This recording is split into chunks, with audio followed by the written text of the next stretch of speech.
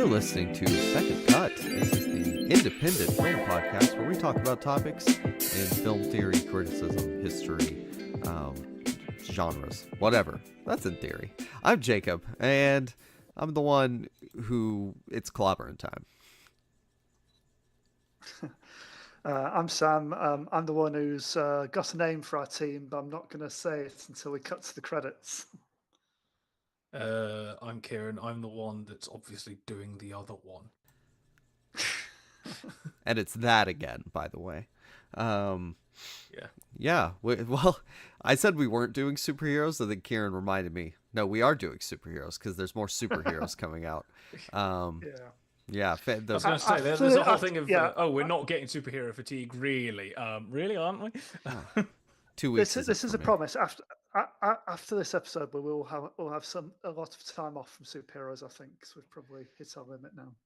Yeah, in the same way that we always have a time off from horror movies and then get around to October and it's like 5 straight weeks, Yeah. Yes. But yeah, Fantastic Four is out. That's been movies before and TV show. Continuing on the curse. For every 10 years, there's another Fantastic Four. Yeah. For whatever reason, they just haven't been able to get it right. They've tried more times than most superheroes and failed more times than most as well. It's like a weird sort of Pennywise. I mean, the only glitch is the Corman Fantastic Four is 94 rather than 95. But if you say it's roughly 10 years, then you've got the kind of Chris Evans, Ewan Griffith one in 2005. Damn you, Corman! You ruined the pattern. Well, to be honest, everybody else ruined the pattern that he started. Let's be fair. Yeah. And then you've got the even more awful one in 2015, and then you've got this new one that may or may not be good or awful in 2025. So it's like every 10 years. I want our bets right now on who's going to play the Fantastic Four in 2035. Come on, everybody in. All right. Come on, Pedro Pascal. Okay. Still ass. So we've got to think about who'd be the right age in another 10 years then. Okay. Who is Timothy Chalamet going to end up playing? Glenn Powell was the Thing. Yeah, I can see that. Yeah. Like Sydney Sweeney is a Storm. I'm going to say, Storm? I don't know. I Googled current Disney Channel actors. I'm going to go with Coco Cristo will be playing in The Invisible Woman. I was going to say, who will Zac Efron end up playing? Yeah. I mean, I guess what'll really happen is it'll be released on TikTok in a series of shorts, and it'll just have former Vine stars trying to look 30. I still love the fact that the first thing that Hammer did when they came back after being bought in 2005 was in 2007 they made a film called Beyond the Rave, and they released it in 4-minute installments on MySpace. It's tragic, really, isn't it? It's just depressing. It's so 2007. Yeah. It's terrifying. One of the only general things I have on these is my first exposure was the cartoon from 1967, which I guess my dad liked, so I ended up watching it. There's only 20 episodes, and I've never experienced that myself. I mean, the only bit of trivia I know about that is Herbie, their robot, comes from that, and the only reason they have Herbie in it is because they didn't have the rights to the Human Torch because he was being used for something else at the time. So they invented this whole other character to be the fourth member of the Fantastic Four because Torch wasn't around. Oh, sorry, you said Herbie, and I immediately thought of the car. With my entire family being Volkswagen Beetle kind of people. Herbie, knowing Marvel, Herbie will be an acronym for something. Then also, in theory, Doctor Doom is the coolest supervillain ever. But just the way these movies portray him. He is like the arch villain of the entire Marvel universe, and he's never lived up to his potential. They've never got him quite right because he's always associated with Fantastic Four primarily, but he's fought pretty much everyone in the comics. He's fought the Avengers, fought X-Men. I remember growing up playing the Marvel Ultimate Alliance games, the first installment of that. The final level was basically Doom had stolen Odin's powers, so he's literally like a god at that point, and it's basically just literally tearing heroes limb from limb. Just no one can stop him. It's such a cool cutscene. I mean, I'm not a superhero person. I didn't grow up with them. I obviously knew of Batman and the Joker and Spider-Man, Yeah. and that's about it. I didn't watch any of the films. I think I'd seen bits of some of them. I think I watched Iron Man for the first time when I was like 17, just to say that I'd watched it because it was on TV, after being out for a whole 5 years, 6 years, something like that. But I didn't grow up with them. But even I knew of the look of Doctor Doom. Like, I couldn't tell you 95% of the superhero characters at all, but I knew of Doctor Doom. Like, fun fact, Doctor Doom even turns up in Stephen King in the Dark Tower. Because from book 5, I thought Stephen King was DC, so that's interesting. Well, no, in Wolves of the Cala, spoiler, not spoiler, really. It's been out for over 20 years. Come on. Essentially, from book 5, The Dark Tower, kind of the real world and pop culture starts bleeding through. So they end up essentially recreating the 7 samurai, and riding towards them are kind of various robots dressed up as Doctor Doom. And because it's 2001-2, and it wasn't as problematic then, they have like grenades that are the snitches from Harry Potter. Because this is when like J.K. and Stephen King were vaguely getting on at that point, and now he's just like, yeah, this is not good. But yeah, if he turns up in like 2001, like Stephen King, before any like the release of the feature films, like that's how you know your character has infiltrated pop culture at a certain point. Yeah, like his name is Victor Von Doom. He's got sweet super armor. So I didn't realize his powers are magic. I thought he had electricity powers. But he is a sorcerer. It depends on which version you watch. That was a stupid invention of the 2005 film. He's like electric Magneto in like various forms. He becomes magnetic, partly metal and everything. But in the comics, he's just a genius dictator of a fictional Eastern European country who can do magic, but also really advanced technology as well. So it's like science meets magic. He's just super cool. Ultimate super villain. It is. I'm not a fan of RDJ playing Victor Von Doom, but whatever. At least he'll be good. It's just, there's so many people. Adam Driver. What? Yeah, one of the actors he's tried out for it before, so he was nearly cast for it in the 2015 film, but he was also, I think, in the running for this time round. One of the early people rumoured to be playing Doom was Mads Mikkelsen, and he would have been awesome. Yes. It's like get an authentically European Doom for once. Or get someone does have to put on an accent. Or get somebody, and this is going to come up. This will be my returning comment for all 3 of these Fantastic Four films. Get somebody who's actually can be vaguely intimidating before he puts the mask on, because I think this is I said this to you in before we aired the last couple of days when I was watching them.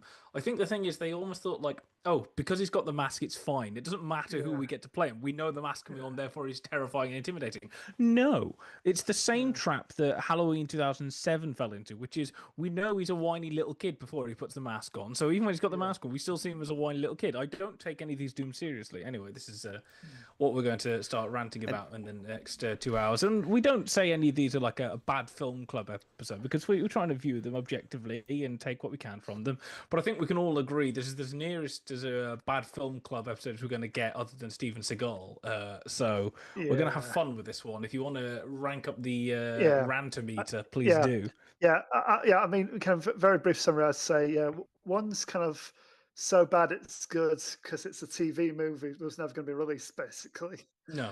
And then another's like was probably fine when it was released in the mid 2000s, but it's heavily dated and just doesn't work at all now.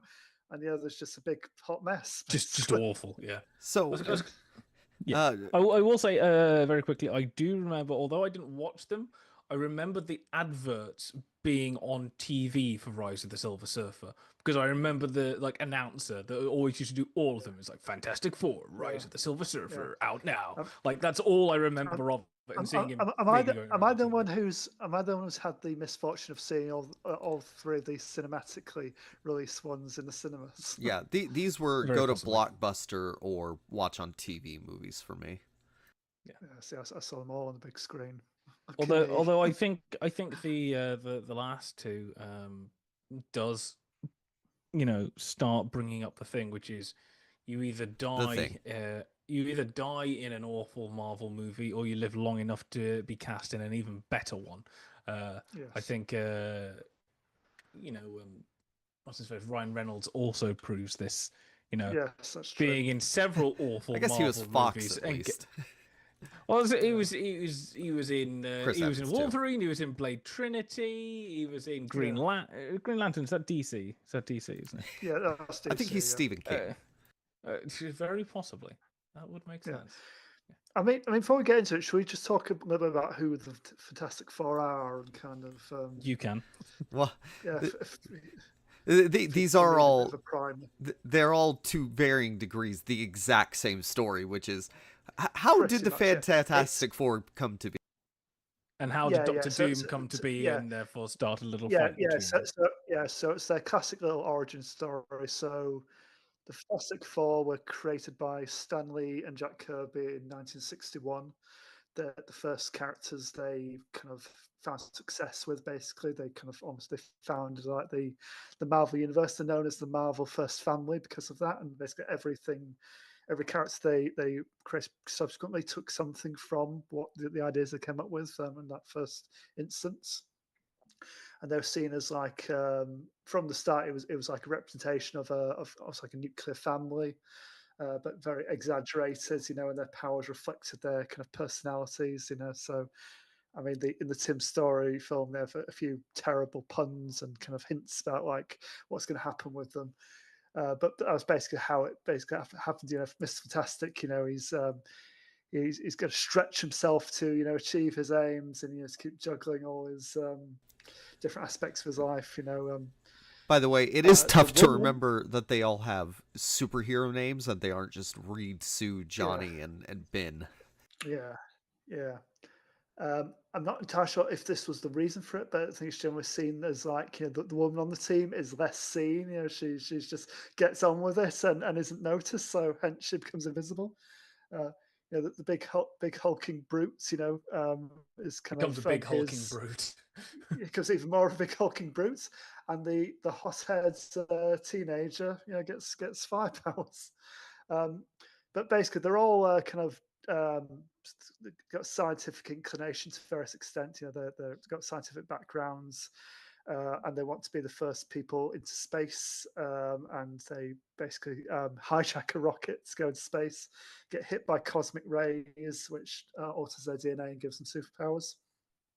In the original comics, Doctor Doom isn't involved at that point. He's got nothing to do with their origin story. He's disfigured in a completely different mad accident, which I think originally was meant to have happened when him and Reed were at university together.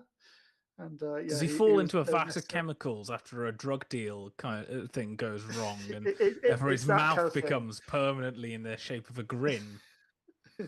Yeah, it's that sort of level kind of thing, yeah, and yeah, that kind of rivalry with Reed, Reed is often quoted in the Marvel comics as the smartest man alive, but Doom also thinks he's the smartest man alive, so that kind of sort of a bone of contention for him, and as well as him being a psychotic European dictator. Something Moriarty Holmes. Where does Bruce Banner rank between Doom and is he just below both of them? Is he not that level intellect? They're all up there. I mean, in the comics, you got the Illuminati, who are in theory the smartest Marvel characters, and they all team up to banish Hulk to another planet, stop him from destroying everything. Who are the dumb Marvel characters? Hence Thor Ragnarok. Yes, hence Thor Ragnarok. Thor. So the comics, it's normally they talk about Doom, they talk about Reed, they talk about Hulk, Doctor Strange, a few others, but Hank Pym, basically, if you're a scientist in Marvel, you're gonna be one of the smartest people on the planet because you just are, because it gives you an excuse to make all these impossible technologies, basically. and they've sort of been kind of mainstays in the Marvel kind of stories like for decades. Basically, they've only really fallen out of favor, I think, in probably recent years, and that was mostly due to kind of management of the comics. That's kind of I don't know if you're a CEO in the comics industry, but some people in management who didn't like the characters because they couldn't easily sell them because they weren't getting the rights on films. They basically, all right, stop using them in the comics. We'll use other characters we can actually sell through the movies. Is that because there's But an ensemble cast and therefore it's easier just to sell one kind of primary figure, a bit like Superman or Batman I or think something I like think that? the comics have always been fairly popular. I think it's just they haven't got it right on big screen basically for the longest time, which obviously for various reasons we'll get into. But I think Stan Lee always said it was like one of his proudest kind of creations. I think he always rated kind of Fantastic Four. At a very special place in his heart, being like the first major characters he created. Yeah. And the like comic collectors, they always talk about Action Comics #1. The first appearance of Superman. I can't cover him catching the car. But I think the Fantastic Four's first appearance is also very high prize. That's cover of them all using their powers, swirling around this big green blob monster in the middle of the cover, reaching for them.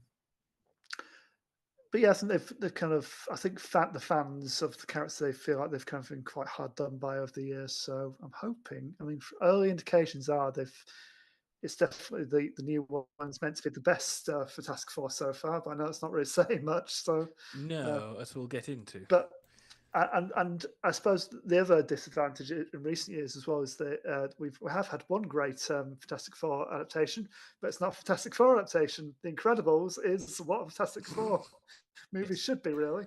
And they've ended up with the new one doing that, going for like a retro futurist kind of aesthetic and really dialing into like the dysfunctional family kind of dynamic. So we'll see. We'll see how that works for the. I was going to say, Incredibles literally is exactly the same powers with very slight variations.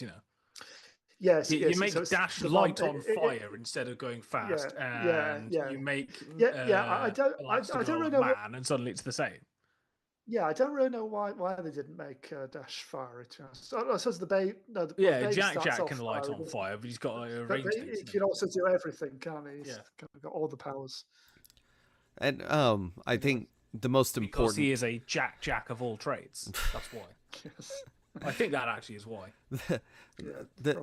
The question that also needs to be answered is how are we casting this Muppet movie? Who's the human? Dr. Doom is the human. Yes, Dr. Doom. Yeah, because the Muppets are silly, and the Fantastic Four would work as like, if it's Kermit and Miss Piggy and Gonzo, and they're all running around. All wacky. To a Kermit and Miss Piggy, that's obvious. Yeah. I don't know who the other two. Fozzie Bear's the thing. Was it or Animal? I was thinking Animal more. That's can you see the thing playing drums? I don't know. No, you have something like Gonzo as Dr. Doom. Yeah. Gonzo would have to be touched because he's already fired out of a cannon quite regularly, isn't he? Yeah. So. The thing is a human but wearing a rock suit. Yeah. It's like one of the human-sized Muppets that they have, like the Ghost of Christmas Present in Muppet Christmas Carol. Yeah. Also, Big Bird could be the thing. That would be fun. Ooh. Yeah. I wish Sesame Street crossed over more into the Muppets, but I get why they don't. Yeah. Anyway, I'm excited to talk about the Fantastic Four 1994. Oh yeah. Because it's for me, it's not even so bad. It's good. Like it's good. Like the effects are super cheesy. It's very. I'll give it this. It's very entertaining, but I don't know whether I'm finding it entertaining for the right reasons or not. The great thing as I was watching it is if somebody had turned to me and went, "Yeah, Roger Corman made a Fantastic Four movie. This is the exact movie I would have thought he'd have made." Yeah. It's right down to everything. I'll give it this. It's the most faithful Fantastic Four adaptation of the comics to date. So Not counting the new one. it's got like there's a lot going on to it. It's not just like, oh, they're friends with Doom and then he becomes evil and so they fight. But there's the jeweler who is getting in on the action to turn them into supervillains. And I've no idea if the jeweler is a villain from the comics. When he first turned up, I thought he was Mole Man, who is a Fantastic Four villain. Oh, Swedish Chef as Human Torch has been recommended to us. I can see that. Yeah. Yeah, sure. Why not? Okay, the worst part about it is that when Reed is an adult, he meets child Sue Storm, and then they grow up, and he has the gray in his hair, which looks nice and distinguished. But he's like, "Oh, hello there, woman that I knew as a little girl," and that's super weird. Yeah, and the same way she's a little girl, and he's got, because I never really. What's his relationship with their family? Because him and Ben just turn up on their doorstep, and I wasn't really quite sure about that. Are they just like family friends, or what? What's going on? I'm going to say yes. Yeah. But by the way, apparently people think that the jeweler is based on the Mole Man, but I don't think it's. Apparently, in an early draft, he was. They're living in a boarding house run by their mom. Ah, right. Okay, that's it. Yeah, I missed that. Anyway, but yeah, so little girl Sue, kind of when he walks off screen, she goes, "Oh, he's so dreamy." She does. I forgot that. It's just. Here's the thing: Roger Corman was definitely known for whacking out a script very, very quickly and not caring too much about specifically how good the dialogue is. Was he? It was just whack it, let's run. Thankfully, he only produced this, didn't direct it. Yeah, wasn't this movie literally made just to retain the rights? Yeah, and as far as I can see, it's one of an unreleased film, so it's like you're not supposed to be watching this. The level of like effort that they put into this film that was never released officially is actually pretty impressive. Why do you think they got Roger Corman to produce it? Yeah, like it I didn't actually look up why it wasn't released. I probably should have read that, but my God, just I love the cheesy effects. I think the story's okay. Some of the dialogue is a little clunky, but overall, I enjoy my time watching this film, and it's free on YouTube. It's the same thing with. I was just say, if you do find the link on YouTube, give that the I think they call it the remastered version, so it's like the best quality version on there. Which still isn't great, but yeah. First comment on that is the guy who played the Thing in that film has commented, say, "Oh, thanks so much for putting this up. It's nice to see it again. I've watched it with my wife, and we really enjoyed it." So. Like, this is the kind of thing that would get now screened at a film, like cult film Midnight Madness sort of thing, where you're meant to be like doing it as like a sing-along sort of thing, playing drinking games and stuff like that. I mean, just thinking about the film rights thing, I mean, it's the same thing with Doug Bradley reckoned that the only reason they made Hellraiser Revelations was to keep hold of the copyright. It's the only reason they made Jason X as well, as far as I know, to keep hold of the copyright to the character Jason Voorhees and then Pinhead for Hellraiser Revelations, which is why he didn't come back for Hellraiser Revelation, because it was like, yeah, here's the script, we're shooting in about 3 weeks' time. Are you in? And he went, no. Because it's like, I think the comment was that the ink wasn't even dry on the page and they were shooting in 3 weeks' time. It literally was a rush thing to go, look, we are still making the films. If it doesn't get made for whatever reason, that's not our fault. We are trying to make it. And this is obviously something that was put together so quickly and done very at such a speed, essentially, to go. And I think you'd have to have quite a few of the elements in there. So like Doctor Doom and stuff like that. You couldn't just have a random four characters and go, oh, this is the whole Fantastic Four. All the Fantastic Four stuff is now copyrighted. I'm guessing why that's Doctor Doom in there. I'm guessing why there's a character that's a bit like Mole Man or whatever it is that apparently was going to be that. So that you've got Lep those in the elements hood. Copyrighted. So it can't be that Marvel then use Doctor Doom somewhere else because they've still got it because it's in their film, I would guess that's the reason. Yeah, because this is still many years before, obviously, even the kind of the higher budget kind of Marvel movie. Obviously, not talking anywhere near like the MCU, but even before Blade and X-Men and Punisher and stuff like that. It's they were doing like these kind of level productions at this point, because Marvel, let's not forget, in the 90s was in pretty dire straits. That's why they sold off all their characters to all these different studios, and why they couldn't use them all together for years. That's why Fox got X-Men and Fantastic Four, and New Line got Blade. Sony got Hulk, Spider-Man. Universal got Hulk. So they kind of scattered them to the four winds, basically. And the only ones you saw really were TV movies like this, and like they did a Captain America one in the early 90s as well. And obviously they had the Lou Ferrigno Hulk series, the decade before. But on the back of that, they did I think they did a Thor TV movie as well, because I think guest starred in one of the episodes.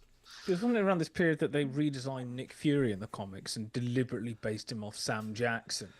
And Sam Jackson essentially took him to court because initially they were like, Sam Jackson's not going to read these, but he does actually read them.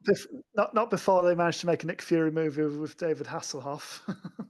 But he didn't he take him to court and essentially go, I'll let you use the character design, but if Nick Fury turns up in the Marvel movies, I'm the only person allowed to be cast.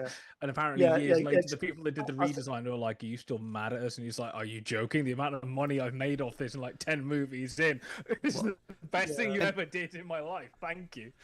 For this 1994 one, the producer Bernd Eichinger, he met with Stan Lee in the 80s to buy the rights for $250,000, and made this with Roger Corman to secure the rights, keep them around, and Eichinger bought out the contract for release, but everybody thought it was getting released except for the producer who owned the rights. Even Roger Corman was planning to release it. I mean, probably good that it wasn't released. They didn't need to have dialed up the quality a lot, because in the night, I know we have unreleased footage. This is the raw footage, and I'm hoping they would have cleaned up the camera quality, the sound quality, and the sound quality especially. Because it's not. It does look like a very expensive home movie made now. In fact, our home movies are high-end TV movie. Quality. That. And if you're planning to release this in theaters, with such a heritage behind it, and if you're releasing a superhero movie from Marvel, you are going into competition with the Batman movies. This is just how it works at this point. This is what is going to happen. You'd have wanted this to be cleaned up quite a bit. And I mean, Roger Corman can say he was expecting this to be released, but at the same time, Roger Corman, again, if you're having to make a superhero film with Marvel characters, therefore you're going into competition with DC, and you've seen what they've done with Superman, the early ones, and you've seen what they've done with Batman and the amount of money that they put in. Roger Corman should have been sat there going, I'm not the person to come to. Well, I don't think I don't make big budget, lavish sets, effects extravaganzas. We've done a whole episode on Corman. Please go check that out. I think he's not thinking about it from that perspective. It's not, I need to compete with DC. It's, I bet I can make a buck off this. So, I mean, he would be thinking that, but at the same time, if I was Corman, I'd also be sitting there going, why has the people that have got the rights to these very lucrative characters come to me to make it? Because I'm not known for, from a business sense, from Marvel's point of view, if you're going to release it in the nicest way, it does not make sense to go to Roger Corman. At the same time, if they were that potentially profitable, the movie probably would have been made by somebody with, cachet ability. But the effects in this movie, I don't know how you would have done them in the 80s without just puppetry essentially, because Reed's stretch powers are just a fake arm extending outward, and it's so funny. and that awful thing, the marriage car driving off into sunset at the end, and that rubber arm coming out the sunroof and waving, flopping around. Freddy Krueger style. When Human Torch finally takes flight, at the end, it's literally like a video game cutscene. Yeah, but equally, it's like a ray trace cartoon. But I think even in a bigger budget film at this point, unless you're Jurassic Park, unless you're working with ILM, kind of digital effects are still they're not there yet. So I can't No. really blame it for this time. It's probably slightly worse than other examples from this period, but I'm not sure how much better. I was going to say the lightning effects don't really get good until the last sort of 10, 15 years, really, just in general. The ones that they use in Hellraiser are pretty much the same ones they use until About Iron Man. I mean, traditionally they're just literally painting onto film cells, aren't they? Yeah. But I mean, the Human Torch, kind of when he's flying around, you got all the the color with the sparkle almost. It kind of looks a bit sort of original Tron-y and those kind of graphics, maybe a little bit upmarket from that. But I think this is another thing as well with just special effects and how they date. And it's very few films you get where the effects don't look dated almost instantly. I'm sure we will look at films that are coming out now in about 20, 30 years and go, God, this looks awful. I mean, admittedly, I am watching films that are coming out now and going, God, this looks awful. But that's besides the point. The good ones I'm on about. In 20, 30 years' time, we're going to look at it and go, how did we ever think this was good? It's the Human Torch one. A couple of times I look into it and go, that actually does look pretty decent for 94 on a very low budget. The fact that we're going to get as a 5 one, and it's going to be night and day is ridiculous. Yeah, I think all the stuff with him playing with the fire and stuff where it's just in his hands or he's throwing fireballs, but it looks fine. It works well enough. And I think the thing that the suit they use in this, basically it's like he looks like a big Ninja Turtle with eczema, doesn't he? He's not very bulky. He's just kind of a rocky person, not like a giant rock man. I think it's a decent enough creature suit. I think it's probably at least as good as the one they gave Michael Chiklis in the first of the Fantastic Four films. I was going to say there's not that much difference, to be fair. Yeah. It's probably the added lighting and stuff like that, which makes that one look a little bit better. Yeah. So in this one, you do have Doom being separate from the Four, so it's, obviously they get their powers, through their accident in space. But Doom was injured before that in a prior accident when him and Reed are younger, which is close to the comics. And then his henchman whisk him back off to that Varia to recover, and he gets in the suit of armor basically. Yeah, they all have different approaches to the where everybody is in the stages of their life and how close they are and when. But this one starts in college for Reed and Victor, and I think Ben too. They're all buddies. And Victor which I think I think that is true in the comics. I think they are meant to. I don't know if that was established straight away, but I think it was established not far into the comics running flashbacks that they had history basically. Victor, a Spider-Man and Eddie Brock, is it in the Spider-Man where they're buddies and they go different paths, sort of thing. Or just the dark side. Victor, I will say just in general that this film, out of the three of them, is the one that actually gets on with things the quickest. Thankfully, as we will get to in the 2015 one. This one actually, by 15 minutes in, Doom is there. He's doing stuff. It's not far off before kind of Fantastic Four get powers and stuff. It gets it going pretty quickly. Everything's jammed in. I mean, it's the pacing is off the charts. Of just shove everything in there we can, and I think that is just get everything in so that it's copyrighted. And it feels like a comic book story too, with just how kind of wacky it is. And that's good. I enjoyed that. It's like Doom feels like, even though I've somehow never seen it, he feels a bit like Skeletor, Master of the Universe sort of thing, a proper cartoony comic villain. And again, if this is 94, all you've got to go on for Fantastic Four are the comics and some TV stuff. So the cartoons. So it's going to feel like a cartoon villain. And just classic, he does classic supervillain monologuing, which is a very Doctor Doom thing to do. I think he's got a proper throne, and I love it. Yeah, he even does the cloak sweep when he turns around. When he goes off in a huff, he's going. It's like. What Reed and Victor want to do is some kind of comet experiment because the comet Colossus is passing the Earth, and so they're gonna do something, and then it hurts Victor. They think he's dead. And then 10 I years think they're going pass. to draw. Yeah, they're going to draw energy from it and then do some measurements to that, which whatever will that means. Advance science or something. Yeah. They don't try very hard at science in even these movies. But yeah, they're gonna get its cosmic rays. Science. Yeah, that's for nerds. Dare you? They.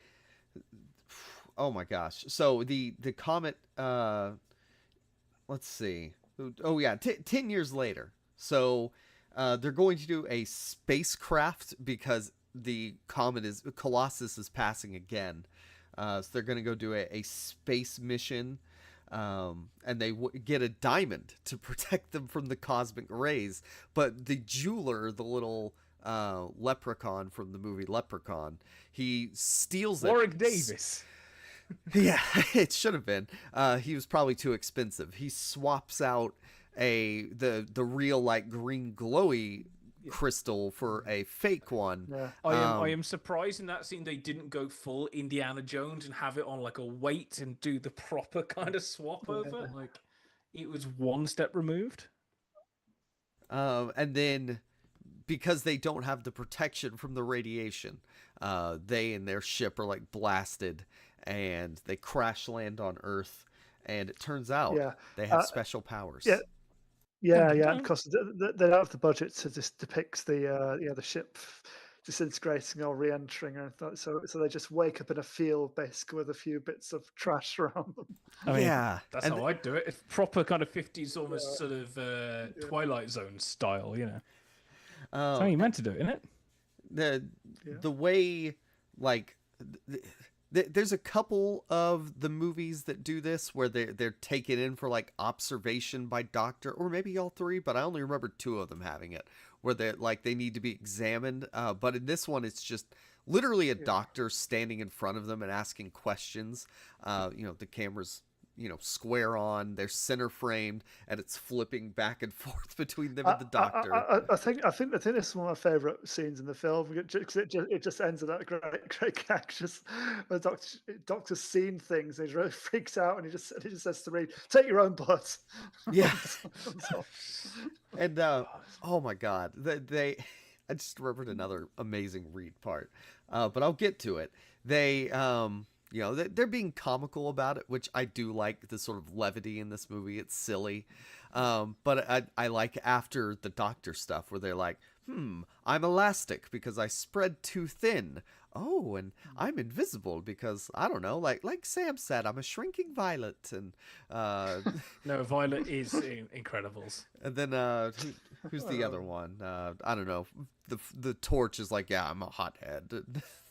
They just hothead, They give all their reasonings for their powers, even though that wouldn't actually make any sense, but it does to them because they're geniuses. The thing, like, it makes a lot more sense.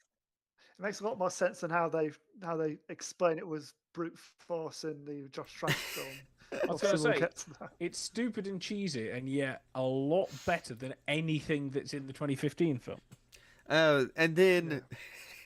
So earlier, Ben had run into a blind woman on the stairs. He bumped her, and she dropped my work, and her pottery fell to the ground, and then she felt his face and sculpted it.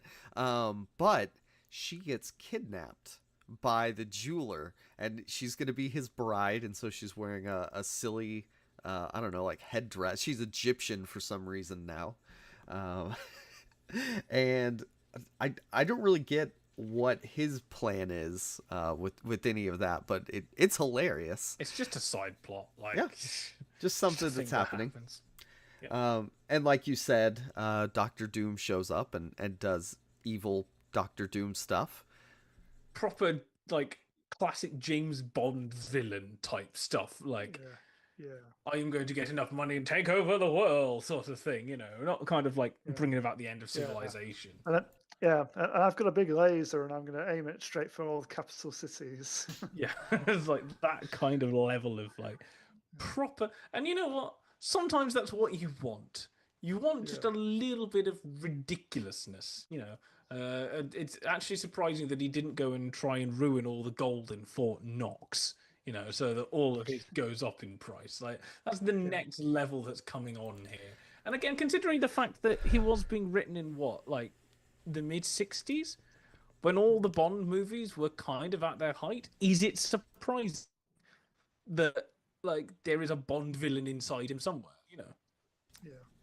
Oh yeah, that's why Doom needs the diamond for laser stuff. Yeah. I've never kind of worked out this kind of comic book movie obsession with diamonds as a power source, which doesn't really make sense in the real world. I was going to say, a few years later, Mr. Freeze will do the same thing. Freeze did Batman and Robin as well. That's and I will say, kind of crystals and diamonds as a source of kind of laser power. It's not like Star Wars will use this at all, is it? No. Well, it makes it bigger, I guess, because diamonds have all those different, I don't know, facets. We're really good at science here. It's the opposite of or maybe you put it upside down and it concentrates into the tip of the. I don't know. The equivalent of taking the batteries out and putting them in the other way round to reverse something. Yeah, but more expensive. And then so Ben says he's gonna clobber Doom, which is great. But he turns into a person, and then there's a great scene where he's spinning around and it's intercut, Thing and Ben. And I think that was more effort that should have been put into cutting that inner struggle together. I think this is it. He's the Hulk. I think it's the only version. Yeah, exactly. Yeah, this is one of the only versions of Fantastic Four, I think, where power seems to be connected to his anger. So they've sort of combined Hulk and Thing for this one, so because he does turn back, and the cops don't think he can ever turn back to a person. And then so Doctor Doom captures them in I don't know, energy beams, but for some reason Reed or Mr. Fantastic, but nobody ever calls it that. He's just Reed. He could stretch his foot through the energy beam to, I don't know, turn on the off switch or whatever. Turn on the off switch. His great silly linguistics here. His silly little just stretchy foot effect is, oh my god, it's my favorite thing. After the floppy arm, and then also the stretch my arm, punch people from fist view of with the cameras mounted on the hand. It's literally just a camera trick most of the time, isn't it? To the stretchy stuff. I can guarantee you, they got about 15 minutes of this film shot a day. It honestly, with some of those fight scenes, they were a bit more clever than they need to be. They put more effort than I would have expected from the rest of the film.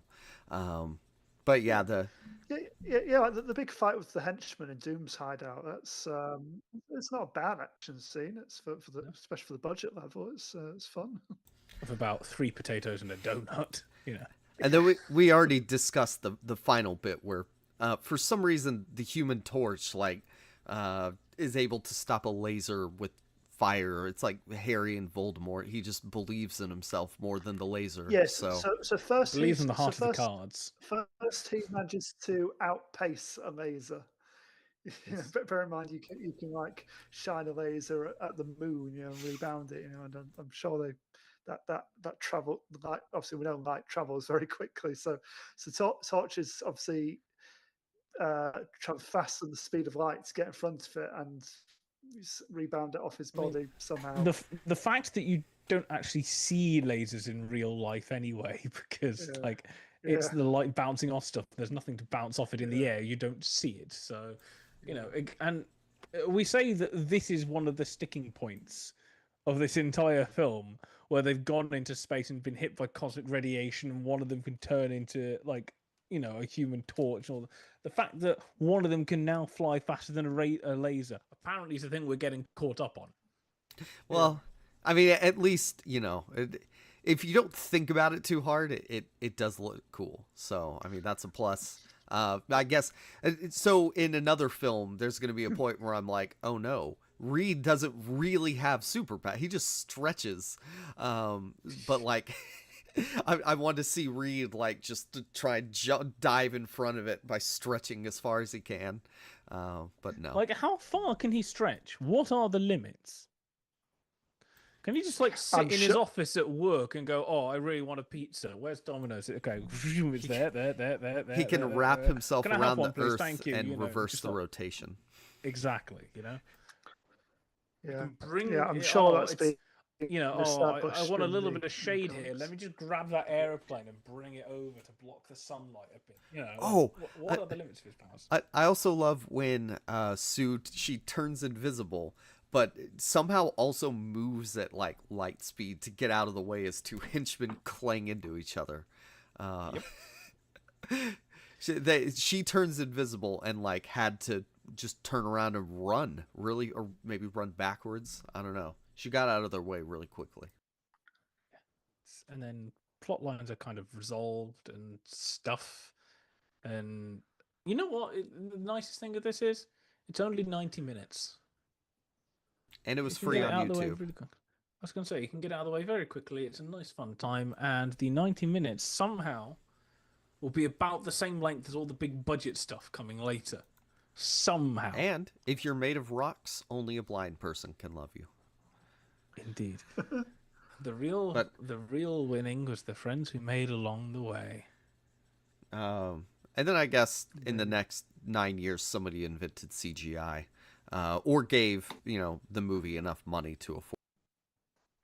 Yeah, well, I think Blade and Spider-Man had come out since then, and Punisher was probably going into work, so they're like, okay, maybe we can actually do something with this. So the Fantastic Four is always jumping on a trend a little too late. That's another theme of their movies. Yeah, it's kind of, this works. This gives us an excuse to bring in the Fantastic Four. I'm guessing kind of what happened with this one is that the rights came back. Mark Frost wrote this. That's amazing. Originally, Christopher Columbus was hired to write and direct this in '95, apparently. So the year after the other one had come out, Ryan Gosnell did Scooby-Doo instead. The amount of people that were brought on for this and then kind of dropped out. But as you say, following this, you had the kind of the triple kind of hits of you had Blade followed by X-Men followed by Spider-Man. And then a couple of less successful ones like Daredevil and Punisher and was Elektra out? One. Maybe. I don't know. Ask Sam. Hilariously enough, something I've just seen. I don't know how reliable this is. Do you know who was initially approached to play Doctor Doom in the 2005 one? Henry Cavill. Robert Downey Jr. Do you reckon just like all those years later, it's just like, hey, you know what would be hilarious? Mark Ruffalo. But I suppose this was like this was kind of his comeback, wasn't it? And he obviously ends up doing Kiss Kiss Bang Bang that same year. So yeah, it makes all sense. So this is a thing. It's another Fantastic Four origin movie, only Doctor Doom is also in it. I'll be honest, I watched all three movies and actually Rise of the Silver Surfer within about a 28-hour period for the first time. And they're all kind of roughly the same for the most part. So I'm going to lose exactly which bits happen in which film and what actually... I skipped Silver Surfer, so I'll remind you, this one, Doom is a CEO and American. Yes. He's something of a scientist himself. He is. He's very much Norman Osborn. And he's Gillian McMahon, R.I.P. He's basically doing kind of discount Kevin Spacey in this, isn't he? He's very sleazy. Discount Kevin Spacey, even though Kevin Spacey's Lex Luthor will come out the year after this, so ignore that fact. But yeah, it's like, I have loads of money. Reed Richards, you need my money in order to do stuff, and my spacecraft. So the four of them end up on like a spaceship to do sciencey stuff, and they get hit by the cosmic radiation. And you got to have a romantic threat as well, because guess what? I'm going out with your ex as well now. Yeah. Also, his company is called Von Doom Industries, which I would go for something more subtle, like. The beginning of this film, the two guys turn up and he's getting a big statue of himself made out in the front. It's like, Is it an he never went evil for subtlety, corporation? it's just like never went for subtlety, did it? Oh, he wants to show himself as powerful, looking over people. They just walk past it. It's like, why is this the first thing that happens? Also, you imagine growing up with your surname being Doom, and you're growing up. I mean, in this one, I don't think he's actually from an Eastern European country. So, but he's growing up. His family is that's his birthright. He's like the Baron, and but he's imagine growing up in the US with your name being Von Doom and Doom spelt that way, not like DHUM or something like that. Yeah. The amount of teasing you're going to have in the schoolyard over that, but the amount of revenge you can have later going, literally, my surname is Doom. And it's like, oh, no, Again, just some of this. Anyway, so they all get superpowers, and somehow Chris Evans is one of them. And it's hilarious because in Silver Surfer, which we won't talk about too much, but he ends up in a forest in Germany. And if I had $1 for every time Chris Evans in a superhero movie ends up in a forest in Germany, in kind of about a 5-year period, I had $2, which is not a lot, but it's more than it should be. I'm just watching this going, I'm having flashbacks, something that hasn't even happened yet. What's going on? He was also a soldier in this movie too, because he's like, oh, Ben, I'm your captain now, or whatever he says. Yeah, because I think in the comics, Ben was in the army, and obviously he was his commanding officer in this version. So weird. Is it the army or the Air Force? I can't remember which. I think Air Force. Probably Air Force, yeah. But yeah, they make more sense, wouldn't it? But yeah, the main plot is they come back, they kind of expose the world because Ben's kind of run off into the streets, and he kind of saves a fire engine from going off a bridge and stuff like that. So they reveal their powers. I got a whole thing. They very much do it. It's very much like a universal horror type thing, like the reveal of him where he goes back to his wife, and something's happened to me. Big coat and fedora. You remember how you said you'd always love me no matter what? Well, guess what? You're not going to be loved anymore. We need to get this out of the way so we can have a romantic subplot for later films. I could only love you if I was blind. I think that's what he calls her from a payphone across the street in his trench coat. It's so. I was going to say proper Sam Spade 1940s Humphrey Bogart look. Yeah, so they become the Fantastic Four in about 30-40 minutes in, which is great because even in an origin movie, this is kind of what you want. You kind of still want your Fantastic Four to be doing Fantastic Four-y stuff. Superman, you need to have him do Superman-y stuff, not wait until the final moments to go. What is my name? Yeah, this is probably the most entertaining kind of passage of the film. This whole kind of flatmates trying to sharing space for each other, trying not to drive each other nuts while growing to understand their powers, doing their experiments. I will say the initial kind of thing of after they've come back and you've got Chris Evans talking to Ben is like, look, I don't want you to panic. I don't want you to panic. The doctors did everything they could. It's going to be all right. It's just show me the mirror. It's absolutely normal. It's like they can do nothing about your face. I'm sorry. It runs off. It's like Chris Evans being a douche is great. Yeah.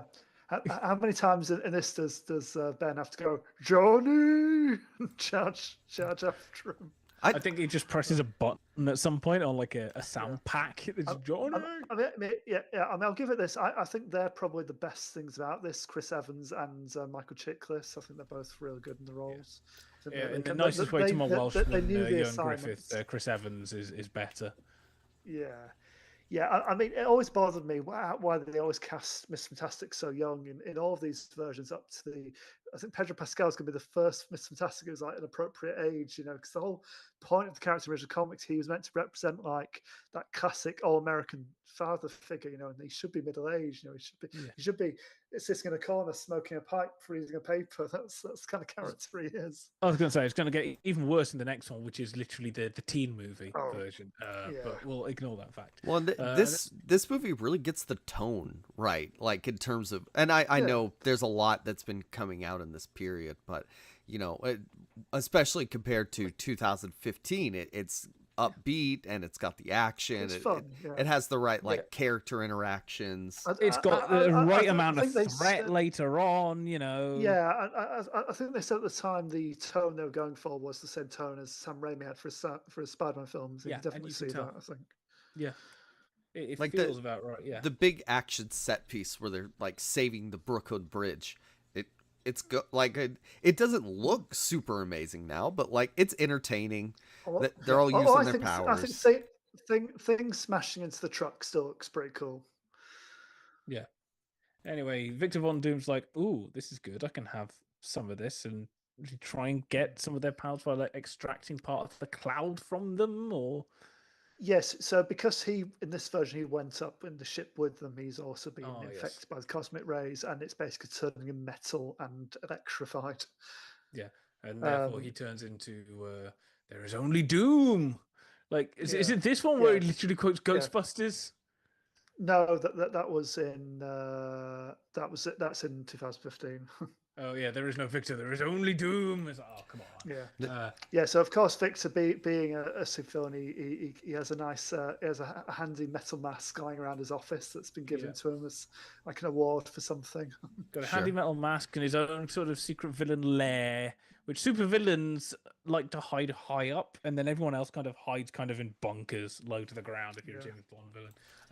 But what I will say is that, you know, for all the cons of this movie, when he finally puts on the proper mask and the proper green cape, you go, okay, yeah, we can do everything else wrong in that movie, but at least they got that vaguely right. But he still sounds like he's got Kevin Spacey's voice, though, even though it's not Kevin he still Spacey. sounds absolutely awful because we've seen him for an hour, not as Doctor Doom. Like, why they could have done Doctor Doom for the first time as Doctor Doom and then take the mask off later? Yeah, they could have done something to amplify the voice a bit, just make him, I don't know, more threatening. Yeah, have a Darth Vader kind of thing go on with the thing. Yeah. But yeah, it looks good, doesn't sound as great. They have big old fight off and various stuff happened, and they manage to subdue him and save the day. And I mean, what his evil plan is at this point. As you said, he's trying to extract more power from himself, isn't he? So he takes them on one by one. You know, kind of gets a weakness. So he freezes Reed, he depowers Ben, and he's sort of what's he do with? He puts like powdered sugar on her so he can see. Which is a very Invisible Man sort of thing, you know. And then it just kind of saved the day. They team up and take him down basically by superheating him, you know, creating a fire tornado in the middle of New York, and then cooling him down with the fire. Oh yeah, they end up in the middle of town, don't they? Yeah. They have Thing break the fire hydrant. They have Mr. Fantastic twist into like a slide to spray it at him. But first he wraps himself around Victor. And then when Johnny was flying at him, I was like, wait, is Reed fireproof? Is he like rubber? But no, he has to get out of the way. Ignore this part. Turn into a shape to blast him with water, and they're like, you know what happens to metal hot metal when it's cooled rapidly?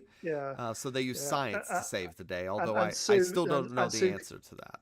Yeah, Sue kind of traps him in place, doesn't she, with her shields? Because that's something else that Invisible Woman can also do, which I've never quite understood. She can also create force fields. She's like Bella Swan. Which doesn't seem to particularly connect to being able to turn invisible, but whatever. Like, just these force fields, like, do they like? They have to be big and like in the open air, because like surely if you created like tiny like force fields inside people's like veins and arteries and stuff and stop the blood going around. She says that in Silver Surfer. She says that to she says that. Isn't Silver Surfer? I'm sure it says it to him. She says something like, "Are you aware I can create a force field inside someone's body and then expand it until they explode?" Like, why is this never done? Like. Admittedly, this is the Ant-Man Thanos theory all over again. Why doesn't Reed just put his like stretch himself down Doom's throat and like just choke him? I don't know. He could like stretch into his lungs and. People with ice powers just do it inside people's bodies. Superheroes like they always go the easy way. We need a full R-rated like. Or people with wind powers just cut off oxygen supplies to people. Like what's this? Anyway, I do think Chris Evans. They tried that with. Yeah, they've tried that with movies like Chronicle, though, haven't they? Which is probably the most successful of that. And bloodbending in Avatar. Yeah. And I do think Chris Evans is the best part of this movie easily. I mean, good for him being Captain America, but like, I don't know. It's fun. It's fun seeing him play jerks, which was his default about this time in his Hollywood career. He does it well. And then also after just that's everything other than Captain America. Yeah. Although, somehow I think this is Gray Man. He was. This is actually it's an acceptable film. And somehow I think the best Fantastic Four movie out of 4 of them released so far until tomorrow that we've got. I think so too. Yeah, it's kind of, it's not great, but it's watchable. It's passable. Yeah, I've felt uncomfortable that they added in more gags with Sue having to strip off, to get past people after Jessica Alba was cast. I think that's not right. That's not good. That's really creepy. And I think you can get away with one of those, but when they do it twice in the same movie, I think, oh, come on, guys, grow up. Yeah, you can do it once because, like, at a certain point, even those characters are going to be asking the question of, can we do this, Invisible Man style. So you've kind of got to do it to kind of see off that line of thinking. Once you start doing it multiple times, this is just an excuse to have fun with essentially a woman taking clothes off, like in a essentially a family kids movie. It's on the borderline. And they do the same. They do it again in Silver Surfer. There's scenes where they're swapping powers accidentally. And Jessica Alba gets Human Torch's fire powers, which of course burns her clothes off, and then she gets her own powers back. And wouldn't you know it? She's lying in the streets without any clothes on. Yeah, you wouldn't have this for a guy, would you? It just wouldn't work. No, he wasn't. No, you're very notably in that same scene because I think Mr. Fantastic also gets 5 powers at one point, but he's already wearing his Fantastic Four outfit, which is impervious to their powers, so they get around that. Obviously. Didn't make that same exception of her, of course. No, you wouldn't have like Thing lying naked in the middle of the street, would you? That'd be funny. he does have to wear pants, which is odd. Yes. I don't get why he has doesn't to wear the top. No, just the pants. Like, they make pants in large size in the Marvel universe, but not tops. It just. Yeah, no, I mean, it's a nice little recurring gag that his kind of strength of his hands is too much, so he breaks everything he touches. So he's got to find like some kind of receptacle to have. He likes to go to a bar, but it's like all these stools that take his weight, and I'll have one on the rocks. Like, even like the biggest glass won't take his strength either. So I think by the end he's basically drinking out of like a chalice, isn't it? Like a metal chalice. I will say I'm very happy that when he's phoning his wife, he kind of can't hit the numbers correctly because his hands are too big. Because I bet in the comics he automatically manages to dial it perfectly, or the animators, it's like, oh, finally they're bringing this stuff up. It's an acceptable movie. Silver Surfer is there. Yes. So this did. Real quick on. Don't have anything else on this. On the director Tim Story. I didn't know he did Rise of the Silver Surfer too. But everything he has done, other than Fantastic Four and Tom and Jerry, it's pretty much movies for black audiences. He did do the recent Shaft, and he also did The Blackening, which. Okay. that was a movie that exists. That's on my Netflix queue at the minute. I'm intrigued, so I will get to it. I watched it in preparation for my slasher conference. It's there. It's not amazing. It's interesting to see that he did, it's stuff like Barbershop, Ride Along, he's making like black movies. They star Ice Cube and they star Kevin Hart, and that's where they're marketed. But and The Blackening, that's kind of his gets to do a creative take on what he's usually doing. So I was going to say this did pretty well for Fox. Did reasonable business. It was quite a big hit at the time, so which meant they fast tracked a sequel straight away. And and I would say Rise of Silver Surfer is a slight improvement on this. I mean, I don't think this one's aged well, but I think Silver Surfer, at least the action scenes in Rise of Silver Surfer, Yeah. still look pretty good. I mean, Well, everything involving the Surfer itself is still looks really impressive to Well, me. the thing with Silver Surfer is now you don't actually have to do an origin story, so you can just get involved No, with it. exactly. Yeah. The one thing that they Yeah. do wrong is that our big bad Galactus, our galaxy Yes. planet eater, is now a cloud. Yeah. That did not go down. Not well even a with cloud the with a fan. face, just a Galactus cloud. is Yeah. a cloud? He is in Silver Surfer. Oh. Silver Surfer, yeah, yeah. In the comics, he's like a planet-sized purple guy who Yeah, I thought he was a literally eats guy. planets. Yeah, but no, he's that was too silly for the mid 2000s. So yeah, they went for a cloud, like a sentient cloud instead. Yeah. That's not There silly was at something all. about sentient clouds in this period of film TV, wasn't there? I do think of Lost as well. It's M. Night Shyamalan was like, "Do y'all want this half of a script? Yeah. I'm not using Yeah.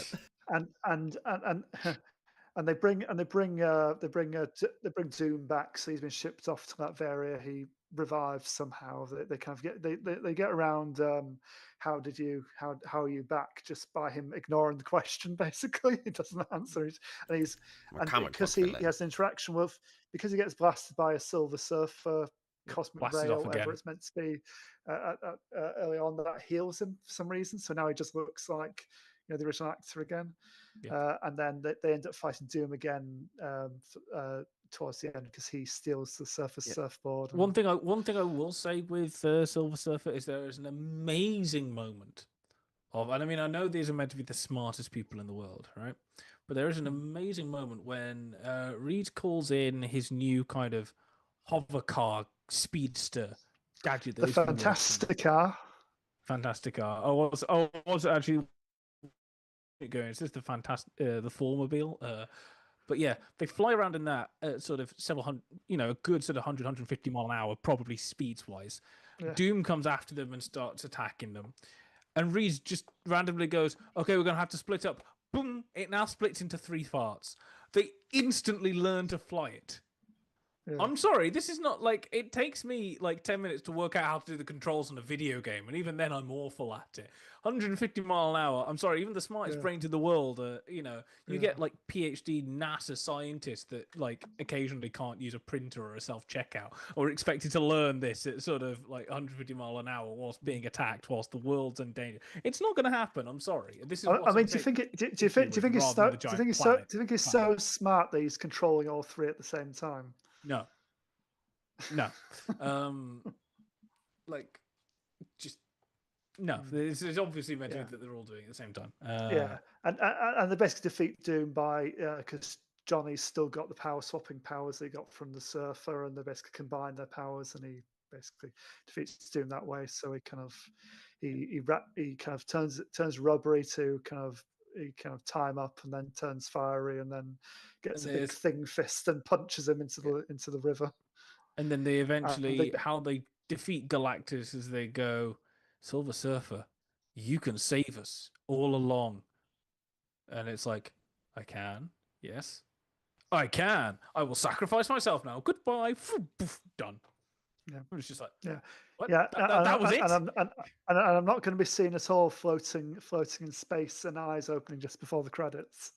Like, it's like, so what was the whole issue about? If you could do this the entire time, he's been a herald going around for so long, destroying planets and essentially coming in. What is his actual job? He turns up and essentially like destroys things and then goes, "Oh, by the way, there's a bigger threat coming." He doesn't exactly talk to the nations and goes, "By the way, your planet is about to die," does he? Yeah. He scouts out suitable planets. I think traditionally he was meant to go for like the planets with low life forms, but when they started running out of those, you had to go for ones of intelligent life. But I mean, the new film will cover a lot of the same ground because Galactus and Silver Surfer are in the new one as well. So Silver Surfer's like girlfriend or something like that, isn't it? Like Empress of something, I think. Yes. So this version, so it's played by Julia Garner in the new one. Yeah, she in the comics she was Norman Rad, the original Silver Surfer. She was his love of his life. But I was going to say it is technically a different character, the same concept but a different character. What is Silver Surfer's motivation? Like, why doesn't he just fly off somewhere else and not hang out with Galactus? I think he's basically bonded to him, isn't he? He's sort of semi-controlled by him, I think, because Galactus Although destroyed his apparently planet. and his Galactus family. has decided, I will control you, but I will not stop you flying into me and killing me. I want to see the in about 3 seconds flat. I want to see the prequel where it's just the Silver Surfer planet that we're all like, yeah, and then there's people who hate surfing, and or is he maybe he was just one of the surfers? I'm curious what that world was like. Yeah, he was originally hanging out with Colonel Kilgore or whatever his name is in Apocalypse Now, Yeah, but I remember in the early '90s, like the Marvel cartoons on TV. It's cause they all had like the X-Men, the Spider-Man, were the two big ones. But there was a Fantastic Four series, but there was also a Silver Surfer series, which I think I probably watched more than Fantastic Four, so I probably knew more about him at the time than I did about the actual Fantastic Four. He's a cool character, and I hope he keeps. He, she, they, I think, keep appearing in movies because they're fun. And you know what? Just when you thought it couldn't get any worse, they're like, you know what? Let's do it again. And you go, why? And they've gone, we need to retain the rights. Probably. Like, can either of you tell me why they made the 2015 one? Ooh, I know. The MCU was happening, and the DC kind of universe was happening, and the Dark Knight had happened many years ago, and so they needed to make a dark, gritty reboot of the Fantastic Four. Why did they need to? Because the rights would have returned to Marvel in 2017 if they hadn't. Because the Dark Knight came out nearly 10 years before. Because Man of Steel came out. Because Marvel was making money. Yeah, basically, they need to do a dark, gritty one, but we'll make them all teenagers. Fox just kept churning them out basically to retain those rights, and hopefully they'd have a bit of the same success that that Marvel kind of mainline Marvel and Warner Brothers had done, and they hang on, so there was something. Yes, obviously they had success of X-Men. They're still making X-Men movies at this point. So I think. What's it? 2015. Well, they'd rebooted it by now. Yes, they'd had First Class and Days of Future Past by this point. What? Maybe that was the thought process. Like, we have the young X-Men, so now we need the young Fantastic Four, and we'll build our own Fox cinematic. And considering Sam Kinberg's involvement in both, that probably wouldn't surprise me. Yeah, but so there's this quote from Josh Trank, the director. He tweeted this out. Is it a tweet? Yeah, he tweeted this out and then hastily deleted it just as the film was coming out and getting absolutely panned by the critics. A year ago, I had a fantastic version of this. It would have received great reviews. You'll probably never see it. That's reality, though. Yeah. So, no, it was probably still bad. His general premise behind this was young people become Fantastic Four, but it's like a body horror when they get their powers. That was basically his premise. And going back and reading like the Reddit release thread for this movie, like people were going, "Oh, I thought the body horror direction was cool," and I'm like, "No, this is not cool." And maybe I'm just fundamentally. Am I the one that's surprised that you said it went in a body horror direction? Because I see none of that here. Because maybe it would have been in the original review. I mean, I was watching this, and I messaged you whilst I was watching it, you guys, and I'm like, I am at the 45 minute mark. And they still haven't gotten their powers yet. This is a 90-minute movie. Halfway through, we don't have a Fantastic Four yet. Like, and that was basically together. That was basically down to the brutal edit and the reshoots basically later in the day. So basically, like the first 2/3 of this movie was meant to be like the first act of the full screenplay that they originally envisioned. Yeah. They basically cut out a load of stuff, extra action scenes they couldn't afford to shoot or couldn't work out to do on, couldn't even afford a wig. Yes, I know. They couldn't afford to make sure Miles Teller has the same facial hair from one shot to another. For the body horror stuff, like, I mean, I guess if you're doing like a realistic take, someone that can stretch, maybe that would be scary, but it's so silly that I can't take it seriously as body horror. in this version, it starts off with Reed and Ben, as like 10-year-olds, and he's already like a genius and inventing like mini teleporters in his room that cause like a blackout for his entire neighborhood. And he's very much presented to be on the spectrum like throughout this. It's like I feel kind of sorry for the kid actor because they made the bizarre decision of Miles Teller, famously was in a car crash and he's got scars on his face. And they give this little kid the same scars that Miles Teller had. It's like, we wouldn't have questioned it. No. We get he's meant to be the same kid. It'd be like if 10 years later he's like, now got scars on his face, you'd go, maybe he was in an accident. Since childhood. Into the plot line. Like, it's always interesting to see what direction a film takes with, will we give a distinctive facial feature to like a child version of an actor? Yeah. So so he meets Ben at school. Ben's from like the wrong side of the tracks. He basically his family basically own a junkyard, and he's abused by his older brother. And who says to him, "It's clobbering time," before he abuses him. Yeah. Yep. Yeah. Because we needed a darker context for that usually hilarious line. Yeah, I know. And then flash forward to like when they're in high school. It's like the science fair, and so you got 30-year-old Miles Teller and 30-year-old Jamie Bell playing 16 or 17-year-olds, I think. That their demonstration against like a larger version of the teleporter they tested as a childhood. So they put a toy in it. It goes to one place. It comes back again, covered in this mysterious sand, presumably from the other plane where they've gone to. Their teacher, Dan Castellaneta, in a rare live action role, says, "I'm disqualifying you. This isn't science. This is a magic trick." Oh, and also, very importantly, you brought up that it is not space. It is like the weird quantum alternate dimension. Yeah, so this realm. So this is the more recent version of the characters. This is from the Ultimate Universe, where they were dimension travelers rather than space travelers. Yeah. And the if you want a way to make this film decent, take a drink every time a part of the dialogue is so unsubtle it could punch through a wall. Like, it's proper sledgehammer stuff. There is no subtlety involved in this at all. And also, eat a block of cheese every time a line is coated in as much cheese as you can have. Like, near the end, there's some. It's just like, you just want to throw up. It's awful. So they're spotted by Dr. Storm, this scientist philanthropist, and basically offered to come with and see part of the Baxter program, where he kind of by sounds of it just supports underprivileged genius youths basically, and gives the opportunity to test their. Why is it that nobody's come to me with the same flipping offers? Like, I was an underprivileged genius and never got taken up. And we're part of this program. They meet his. You do the arts, Kieran, not the science. Oh yeah, they don't get funding. Sorry. They meet his children. Johnny, played by Michael B. Jordan, and Sue, played by Kate Mara.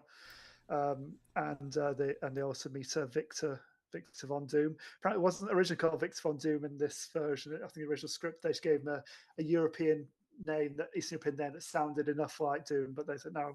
For some reason they changed their mind there, and he's Doom again.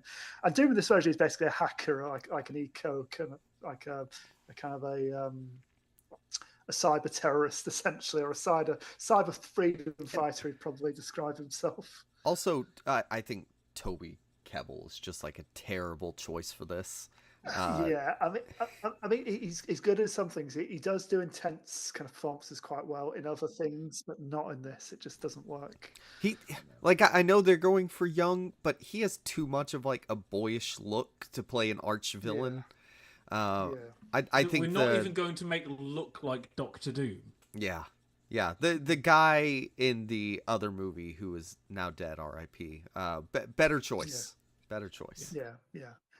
Yeah, I think Doom always needs to be a fair bit older. I mean, obviously, Toby Kebbell is older than them by about 5 years, but I think it needs to be like a decade between them at least. In the nicest way, if you've got a mega supervillain called Doctor Doom, You don't imagine him to be 19.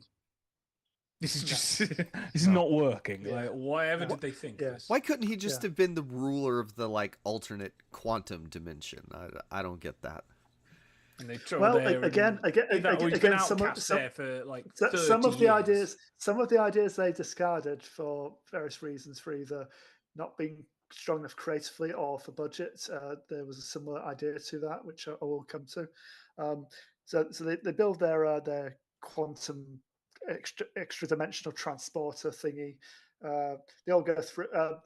They've proved that it works. They sent a chimp through and then brought it back safely. So they're ready to go for human trials. But the government, who are kind of overseeing the project, say, right, that's it. We're going to give it to NASA, and they'll do the important work. And all the kids are like, hang on, we want the glory. We want to be the first people. Evil government corporate people are evil government corporate people. Yeah.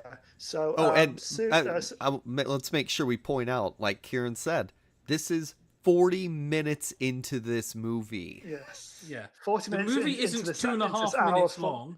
No. Yeah. That's just for the go to space. Yeah. Yes. Yeah. 40 minutes into this hour 35 movie. With credits. Yeah. Yeah.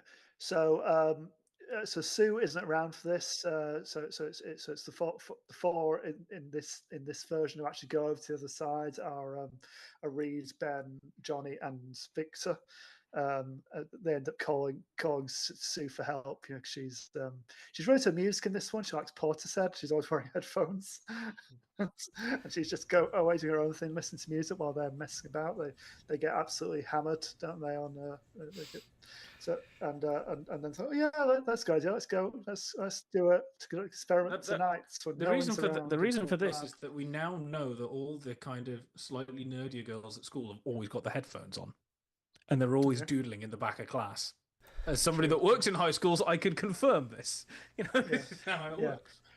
So they get over to this other dimension, and bear in mind, this is a completely different dimension, you know, and the kind of potential of this is limitless. This could be you could do anything that your imagination could come up with. They went for a rock planet with a few glowy bits, didn't they? Yeah.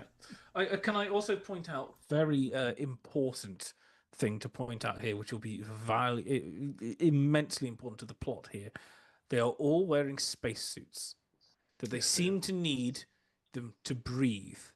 This idea will magically disappear in the final act when they go across with no spacesuits without anybody having told them the air is suitable to breathe. None of them have superpowers that would cover that. No. Yeah. So yes, they go over. Things go wrong. Victor stupidly sticks his hand in the glowy thing, which you should never do in a sci-fi movie. I was going to say, has he not seen Prometheus from a few years earlier? Like, what do we do? Yeah. And it caused like a big eruption of glowy stuff. They kind of, there's earthquakes going on. They're running back to their their transport. Victor kind of gets kind of covered in like alien acid stuff, and the suit basically melts onto him, and he falls into a crevasse.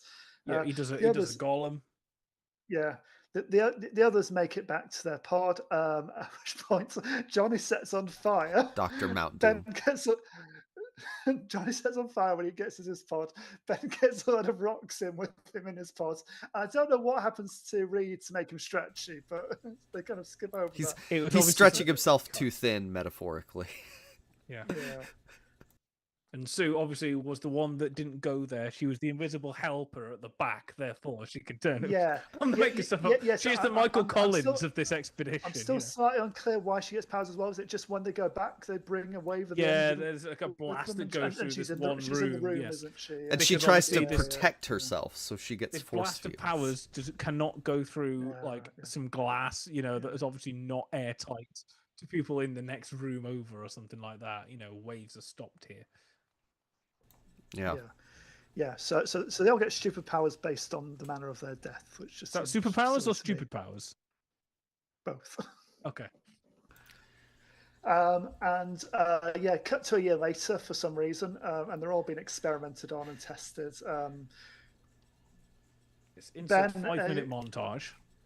Yeah, so like you see Reed kind of spread out on like a surgeon's table with like his limbs kind of all long and useless dangling, from him. So And it it's basically not gets a scene like John scary. Wick. No. They try, but it's not. He's a No, stretchy man.